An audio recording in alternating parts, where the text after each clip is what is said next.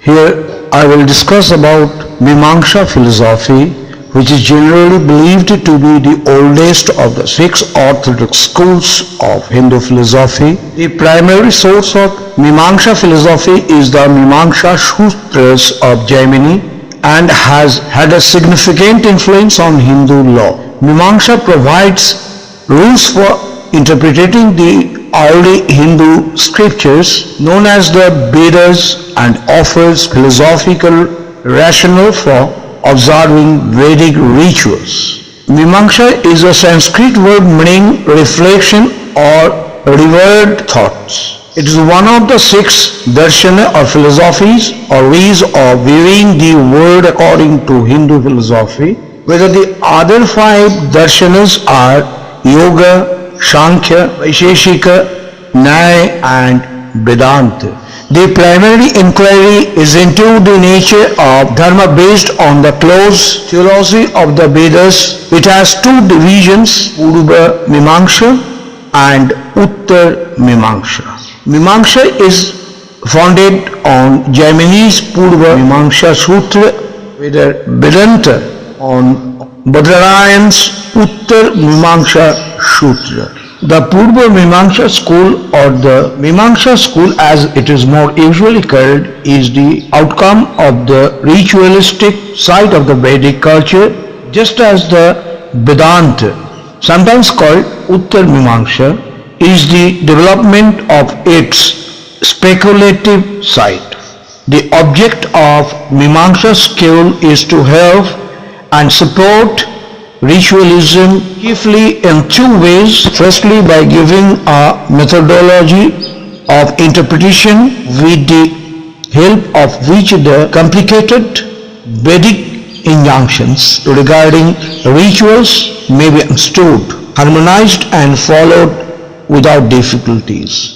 Secondly, by supplying a philosophical justification of the belief on which ritualism depends. Here I am concerned with the second thoughts, second school of opinion, that is the philosophical aspects of Mimamsa Sutra. Jamini's Sutra laid the foundation of the Purva-Mimamsa. The two most important founder of this opinion, one is solution of some problems by critical examination of grounds as its subject matters was karma or rituals. The Mimamsa, also sometimes called the Karm-Mimamsa, the philosophy of the Mimamsa school may be conveniently discussed under three broad heads. These are theory of knowledge, metaphysics, ethics, otherwise theology. Now I am talking about Mimamsa theory of knowledge. The nature and source of knowledge is very important under Mimamsa philosophy. Like most other skills, admits two kinds of knowledge, which is immediate and mediate. Valid knowledge is one which yields some new information about something and is not contradicted by any other knowledge and is not generated by defective conditions such as the defective sense organ. In the case of the perpetual knowledge, fallacious premises. In the case of inference, etc., the object of the immediate knowledge must be something existing, that is short, only when such an object is related to sense. One of the five external senses and the internal senses and manas, there arises in the soul an immediate knowledge about it. When an object is related to sense, at first there arises a bare awareness of the object. We simply know that the object is but have not yet understood what it is. This primary indeterminate immediate knowledge is called Nirbhikalpokprataksha. When at the next stage we interpret the meaning of this object in the light of our past knowledge and come to understand what it is, that is, what class it belongs to, what quality, activities and the name it possesses, we have a determinate perceptions, and which is expressed by judgment like, suppose this is a man, he has a bag with him, he has a good hat, with a well dressed, and that is moving, having the specters, and his name is John. Now secondly, non-perpetual sources of knowledge. In addition to perceptions, and there are the five other valid sources of the knowledge admitted and by the Mimamsa, namely inference, comparison, that is upamas, authority or testimony, that is shabda, postulation, that is prapatti, and non-perceptions, that is anupalabdhi. The last one is admitted only by the school of Rila Bhatta and not by its Rohakar. The Mimamsa theory of inference is more or less similar to that of the Nyaya and need not be mentioned here. Now, as I told that there are five other valid sources of the knowledge.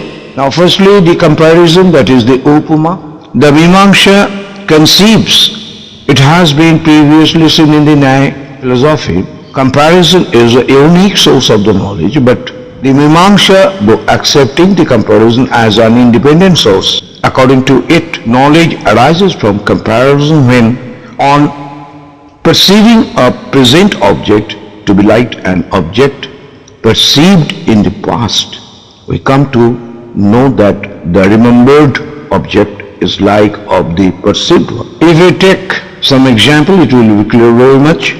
Suppose we have the previous knowledge stored within us, that is the shape of a rat, and it's known to us. Now if a mouse came before us, with the past experience, it's looking like rat. Is obtained from the comparison, a similar knowledge of a similarity of that of the mouse, cat, etc. Such knowledge cannot be classed under.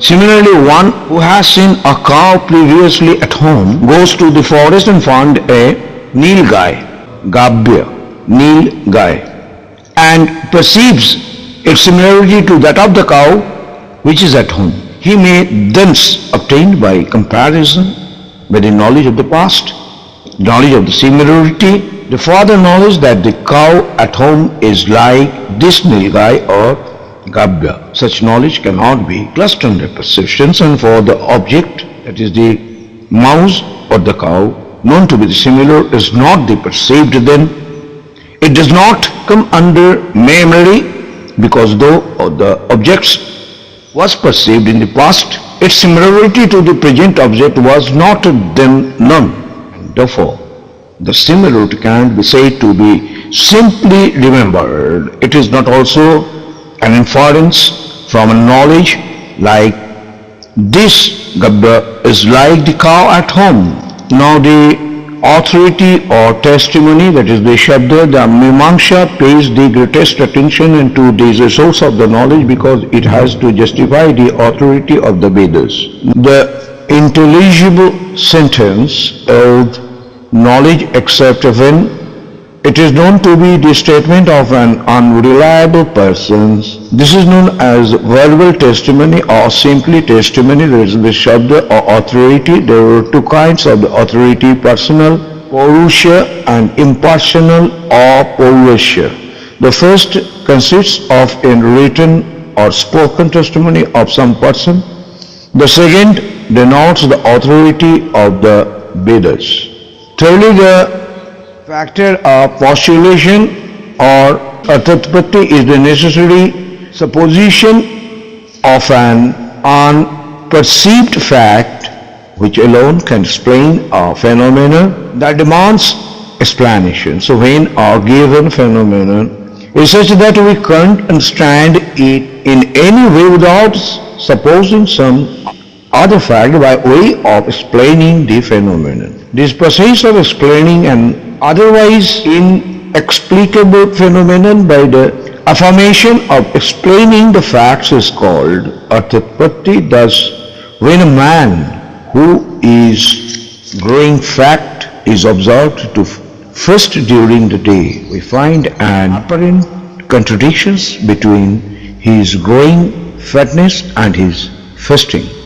This process is explaining an otherwise inexplicable phenomenon by the affirmation of the explaining fact is called arthapatti. Thus, when a man who is growing fat or gaining fat, obesity, is observed to fast during the day, we find an apparent contradictions between his growing fatness and his fasting. We can't in any way reconcile these two facts, namely fatness and fasting, unless we admit that the man eats at night. That the man must eat at night explains the complex soul of the apparently conflicting fact, namely fasting attended with increasing fatness. Anupalabdhi or non-perceptions, according to the Purva-Mimamsa schools of opinion, and the Advaita Vedanta non-perceptions, Anupalabdhi is the source of our immediate cognition of the non-existence of an object. The question here is, how do I know the non-existence, say, of a jar on the table before me? It cannot be said that I perceived it with my sense, because non-existence is a negative fact which cannot stimulate any sense as a positive fact like the table can. The Vata and the Advaitas hold, therefore, that the non-existence of the jar on the table is known from the absence of its cognitions, that is, from its non-perceptions or on-upalabdhi. Now, the validity of the knowledge in the presence of the sufficient conditions to knowledge arises with a belief in its truth.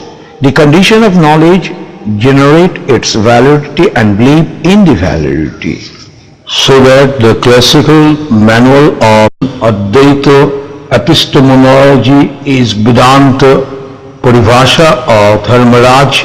In conclusion, I will like to say that the empirical matters, Advaita follows the Bhatta school of Mimamsa and recognizes the six means, as I told earlier, of the valid knowledge, pramans, that is the perception, pratyaksha, inference, anuman, verbal testimony, shabd, comparison, upama, postulation, arthapatti, non-apprehension, anupalabdhi. Now, among the six methods, perception is considered of the special importance, as it is supposed to give the immediate knowledge, others give only mediate knowledge. However, in sense perception, there is intervention of a sense organ between the subject and the object. Thus, the knowledge gained is really not so immediate. Even in internal perception through the mind, the situation is not so straightforward.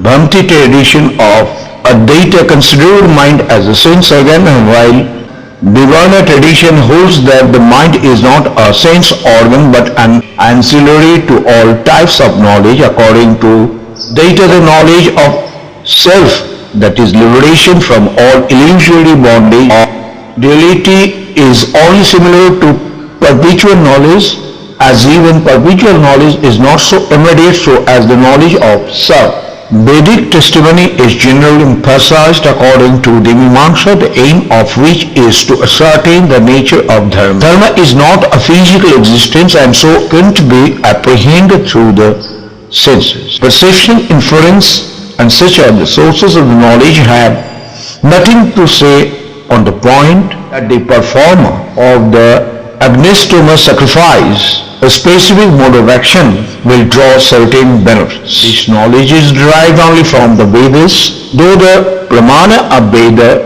is the only source of our knowledge of Dharma. The others are considered since it is necessary to show that they can't give rise to knowledge of Dharma. They are also found useful in repudiating wrong views. This much for the day.